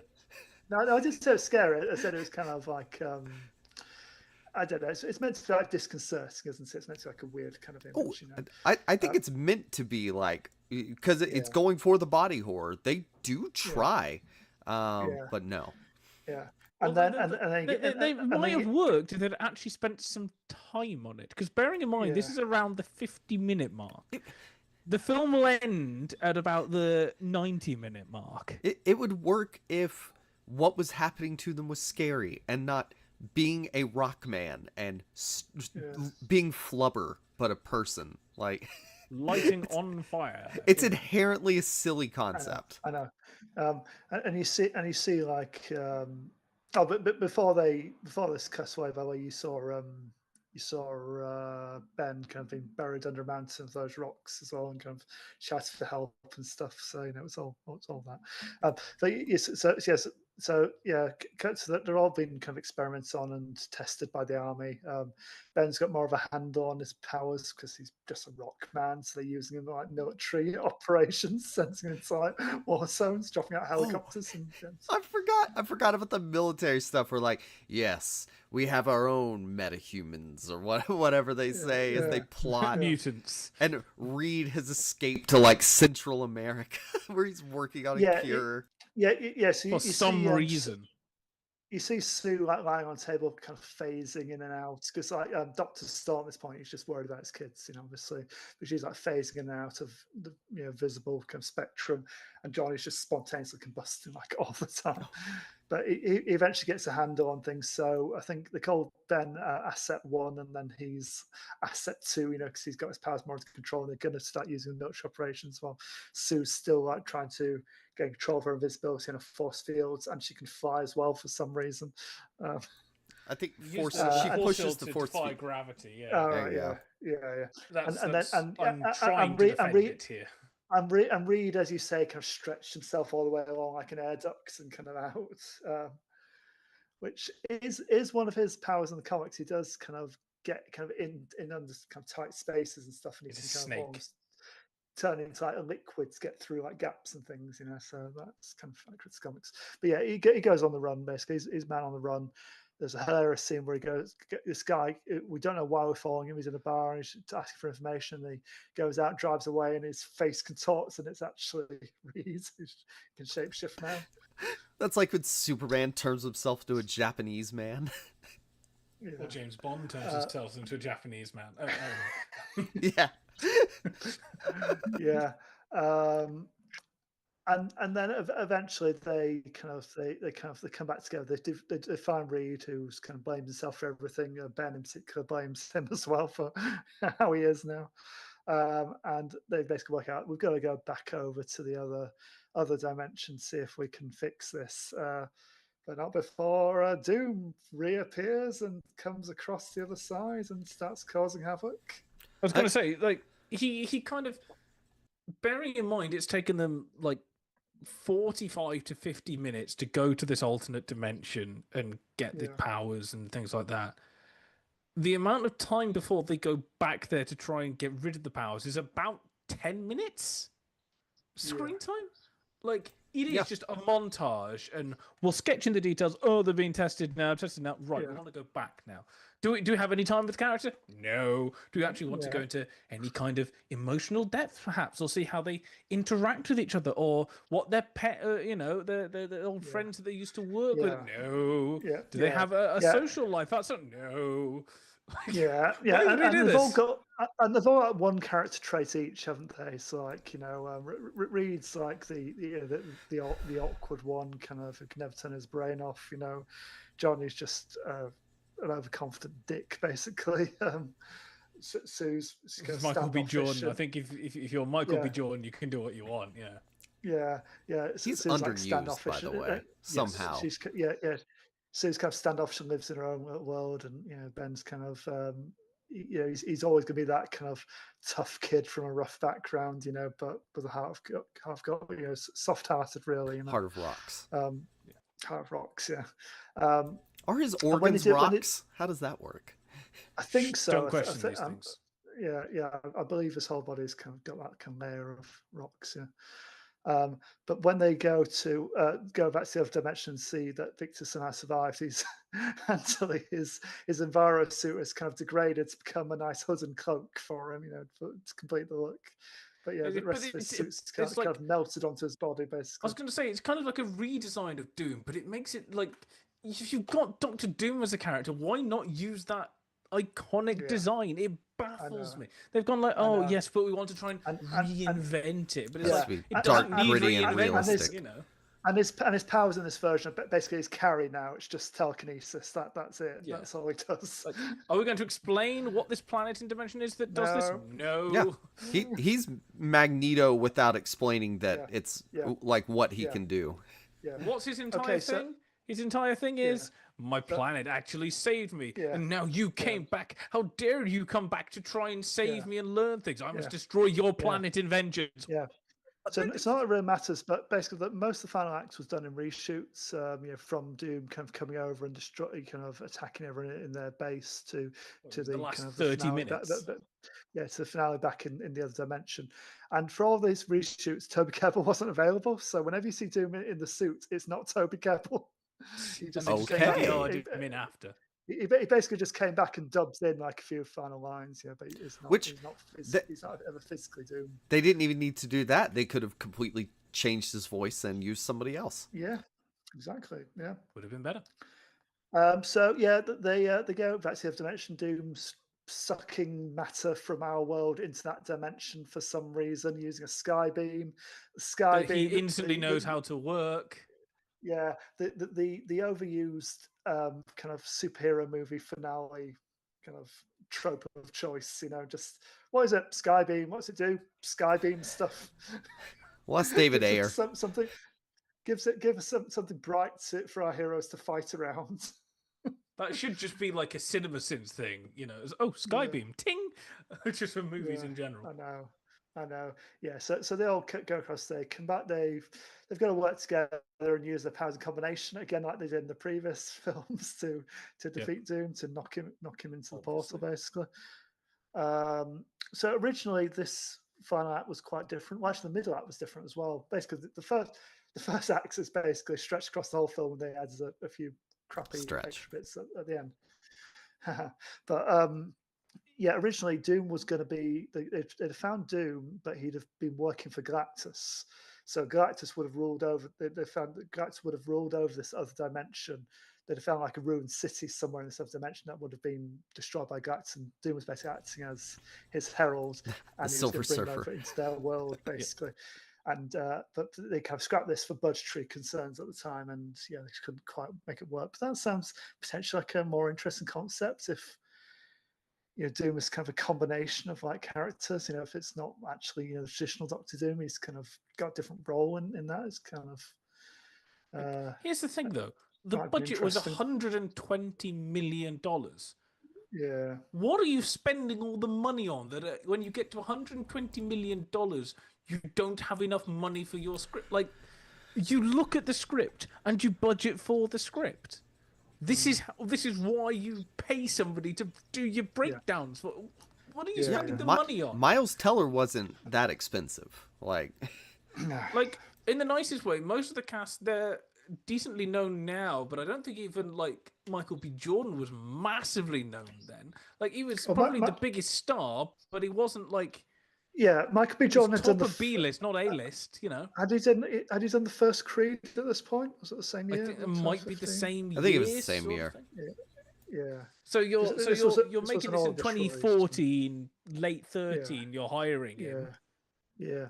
And Miles Teller had done Whiplash at this point, has he? I think. Probably made it. Yeah. It came out the year before, so. Yeah. I mean, weirdly, Jamie Bell was probably the most known name of this cast at this point, and he's just a mocap kind of role for him mostly. I was going to say, what had Kate Mara been in before? broke back. TV and indie stuff. I Iron Man think. 2. Yeah, aside from that, a lot of the stuff isn't massive. It's not like she was in kind of blockbuster after blockbuster. She's known as Rooney Mara's less famous sister. I think. Yeah, kind of.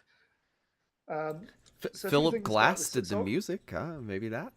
God, that could have been any electronic droning. I mean, Jesus Christ. Yeah. So this just doesn't work on really at any level. It's like they kind of gave Josh Trank a lot of latitude to start with because Chronicle had been such a success. That was a really astounding debut, a really interesting, dark take on like the superhero kind of genre. But it just wasn't suited for this material, and I think it was just kind of flawed from the outset, really. So this has the distinction of being, where was it? The first film to be screened in more than 4,000 theaters in the United States of America and make less than 100 million on domestic box office in its total run, making it 56.1 million domestic. It retained the lowest grossing 4,000 theatre film until the release of The Nut Job 2 in 2017. Oh my god! Like, and here's the thing: you go Fantastic Four. They'd had it had been in the public consciousness under a decade ago.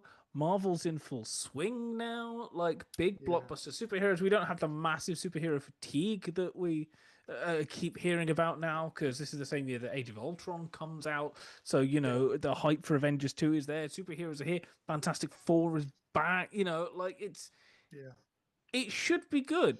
And so you'd think with that kind of context, the only reason that it stopped it from getting the money, because let's be honest, the first couple of days, a lot of people will go in to see something before all the reviews come out. So essentially, that's like the first few days. If you can get your 200 mil out of that initially, before the reviews come out, they won't tank it as much. Yeah, I remember at the time, so I was writing reviews for my blog by this point, and I reviewed this. But before it, I think I did a piece about the kind of not the nonsense of review embargoes, because basically studios mandate them if they don't have faith in the movie just to get as many butts on seats, before they realise how crap it is. But as soon as an audience, a savvy audience, sees that a film's been embargoed and it's not being screened for critics, then they're going to assume it's crap and not go anyway. So it's like a self-fulfilling kind of prophecy. And I remember this was one of the more prominent kind of iterations at the time. It hadn't been that kind of heavily marketed, really. They were always trying to release something quiet, and then when the word came that we're not screening for critics, and you can't publish your reviews until the day of release, and it's like, well, we've clearly got a turkey on our hands. Yeah.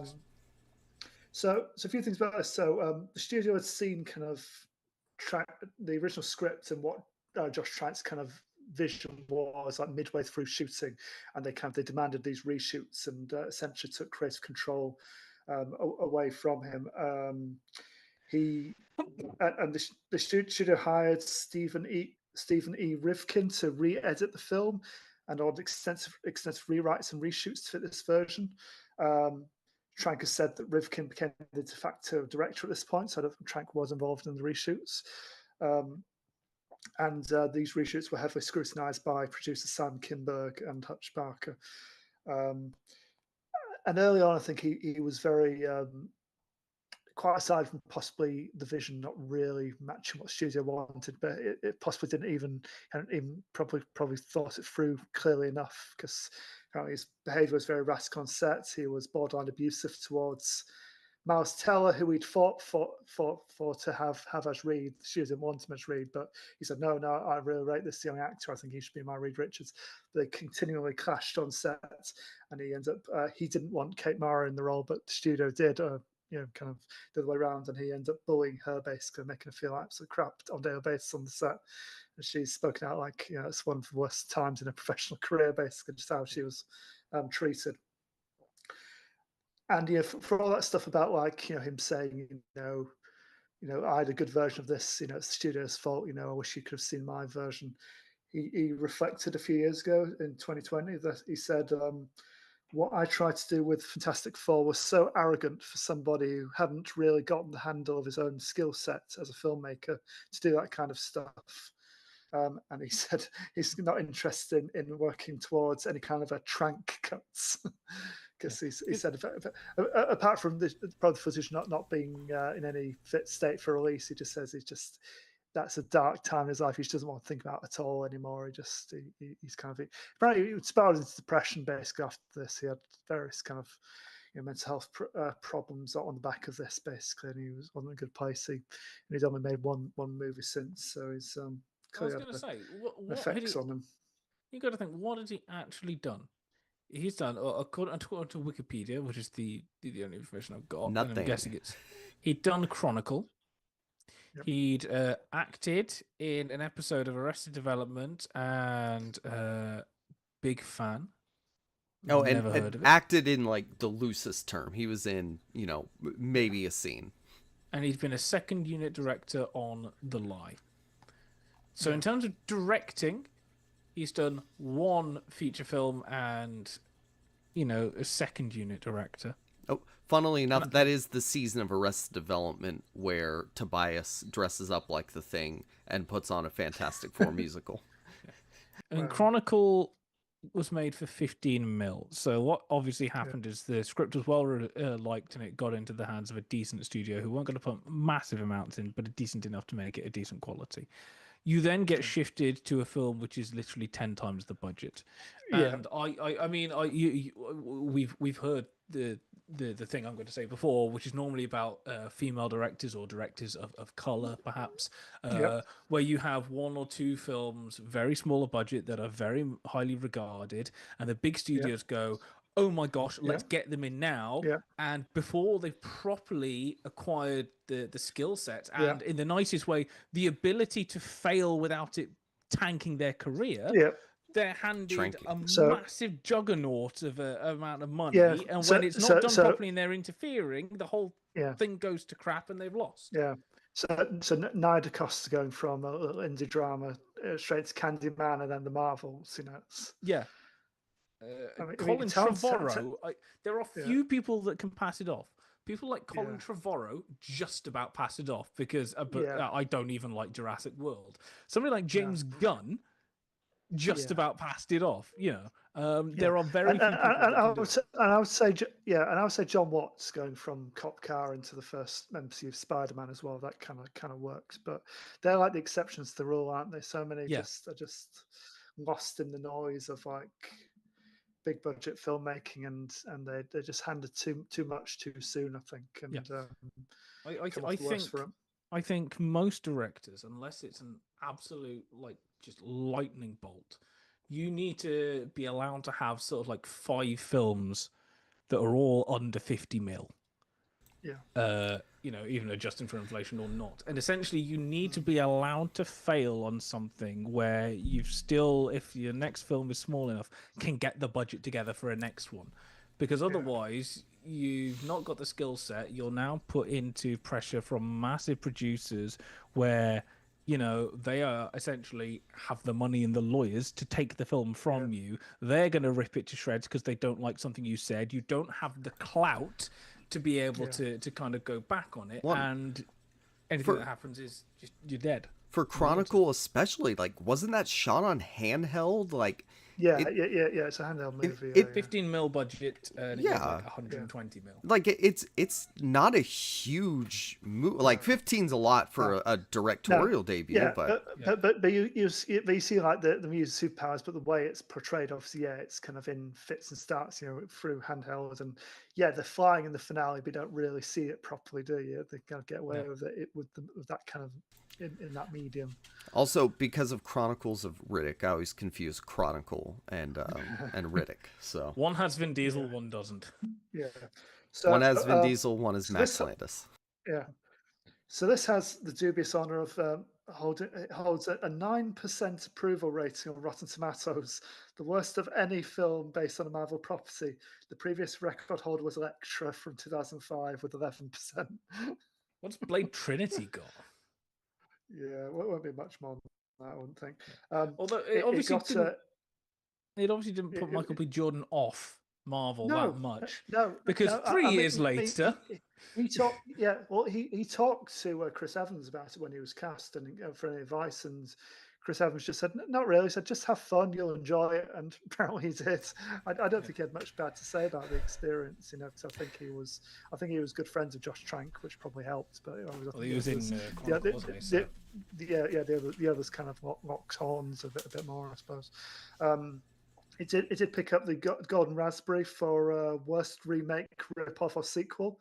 And the award was collected by a post-production assistant who was the only one prepared to go on, who said, "I'm sorry for making this movie, but thank you for this." That's great. Yeah, We do end up occasionally covering the Golden Raspberry. Maybe we should do a whole episode on the Golden Raspberries at some point. I would love to accept a Razzie on behalf of anybody. If your movie got nominated... I'll give it this. The first act, when they're young and kind of trying stuff out, the young geniuses, ahead of their time and all that, and establishing like the relationship between Ben and Reed. I didn't hate that. It was fine. It works on that level, but not much else. But as soon as they get to like the Baxter kind of facility, and it's all the Fantastic Four stuff basically just doesn't work. It's just completely mishandled and botched. I mean, I think it might be acceptable if there was another hour of movie there. Yeah, but then it would be too much. I don't need like a superhero epic. But aside from being kind of edited by a wood chipper like this is, cut down literally to the bare bones of making a just about functioning movie. Yeah, nothing's given time to linger. Nothing kind of settles in. No moment it's given room to breathe, and their performances are just so much limited to stating what we're doing now. What's the current objective? What does this mean? You know the meme where they have the variations on how good a horse looks. So it's on fire, then it's really good. And it's like the donkey, like right at the end, like stick figure. That's what this feels like for just kind of how much time we're taking for every bit. The first act is like a decent looking horse, and then by the time we get to the 50-minute mark, it's just the stick figure outline. And like if you flesh out make it a 2-hour mark, so that even if it's just 2 act, where and then it takes a little bit more time before you get to do them, because that's my major. I mean, the editing is awful anyway, and there's weird stuff that's pointless anyway. But at least if you had the second half that kind of has the kind of time and care taken into it on screen as the first half, you might have something that's at least vaguely watchable. Yeah. My issue is they aren't fantastic. This is the dour 4. They're youthful for no reason. It's just tonally, like I get Josh Trank wanted to make one thing, and we're in this like realistic superhero era here, and it just none of it works together for me. I wouldn't want to watch a 2-hour version of this. It would be miserable. And if they're going for a darker version that's about the body horror, about that experience, about like treating, because I think Michael B. Jordan said in an interview, it's about these kids who develop disabilities and living with that. That's how he sees the movie. And it's like, well, okay, that's a take, but that's not really. You don't actually have very much of them developing the abilities and living with them. That's my issue. No. Yeah. And like some of the imagery is like really odd. So even if they're going for like a slightly darker version, it's still kind of toothless. I mean, there's a point where when Doom's like strolling around the base, and killing people, it's like Tim Blake Nelson's character. He basically gets his head blown up, doesn't he, in his helmet, which is quite a brutal image in theory. But they've darkened it to get away with it, basically, so you can just about see what's happened. But it's what's happened, but it's like, well, why? If you couldn't actually show that properly, why have that scene at all? Why have him die like that? It's needlessly kind of brutal and defanged at the same time. I'm surprised they didn't give him like green blood or something so they get away with it. I mean, here's the thing: they probably would have done if this had been 2 years later after Deadpool, because they'd have gone, let's just make it a. If you'd have done Fantastic Four, but it is an R-rated horror movie, if you're gonna go for a body horror route, go the whole way. Don't make it a teen kind of like, oh, I'm trying to be edgy thing. It's just it's not a good film. Please don't watch it. No. And there's a good reason why it seems the new Fantastic Four they're all in like bright white costumes. It's the complete antithesis of that. Yeah, it's you couldn't get more kind of opposite really. And thank God, I think between Superman and Fantastic Four this year, we need some cheery superhero movies again. Give us something to give us hope again, for God's sake. The retro future aesthetic looks so much better than gray and rocks and blue and brown. Yeah. Okay. Hey, anything else on the Fantastic Four? But they're all interesting movies in different ways. I do think the 94 version is the most consistent. It kind of just does what it actually sets out to do, and it's like, kind of low budget version of quite accurate translation from the comics. I enjoyed what it was. If it had come out now, everyone would have gone, this is actually a very good fan film, and it'd be on Instagram everywhere. There is a campaign to get a proper home media release. Apparently, they want like a crowdsourced kind of Blu-ray release, but it's about who owns the rights now. Basically, it's going to be a bit complicated, I think. Yeah. But especially if it was never released, so that complicates it again. And the Tim Story films, they've not aged especially well. They seem very old fashioned. And they are very mid 2000s superhero movies. Yeah. It's not original, but it fits with what's going on. Yeah, but a couple of decent performances, and as I said, I do like all the Silver Surfer scenes in the sequel. So yeah, I was going to say the 94 version is probably the most entertaining film. The 2005 film is probably technically the best film. The 2015 one is something that should never be watched by humankind. Yeah. Yep. Yeah, fair. Yeah, it's not enjoyable in any way. Yeah, let's hope that Galactus comes and eats it, Yeah, so here's hoping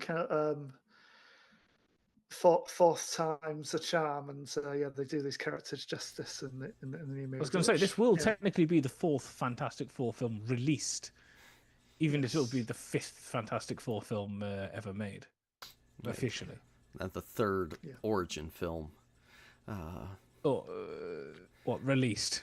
Yeah, released. Yeah. Okay. I was going to say, this is a good one. Is it the third film, the fourth film, the fifth film? Whatever perspective you want to take. You know what will happen, though? If it's good, our headline will be, is this the Fantastic Fourth film? But ching. That's the thing, you see. Right, anyway, let's get off the airwaves. Sue me. So, thanks You're kicking up a storm here. Oh, God. Thanks for listening to our episode about Fantastic Four, but Johnny is marching home. Until then, guys, where can people find you? That's a Civil War song. Yeah, you can find me at SSP Thinks Film across the internet and at the Second Cut Pod Substack. My most recent review on there was Jurassic World Rebirth, so check that one out. I will be reviewing the new Fantastic Four. I'm seeing it on Saturday, so hopefully review up Monday. I'm aiming for, but if I can do it sooner than that, I will. But we'll see how the weekend goes. Beautiful. Hopefully you don't find me anywhere. If you do, I'm Judgment on the various places. Did a review of I Know What You Did Last Summer. Yeah, that was a movie. It existed. Go read the review if you want to actually know the technical details. It's a good review, but Kieran's made certain. I was already unlikely to have seen it, but it's made certain I'm not seeing that. If I don't even like the original, I'm not going to like this version. Yep. And I'm going to try at some point, finances depending, to get in to see Bring Her Back, which I think comes out for us on Saturday, which is the same directors that did Talk to Me, which was much better than it should have been. It was really good horror film. I liked Bring Her Back. I wrote the Superman review. We did that. Woo! Yeah, so I have a buffer until I can think of something else to write about. And you can find me at Jacob Film Guy. That's that. So, okay. We'll be back next week with something else. But thank you for listening to this one. and goodbye. Adios. Goodbye.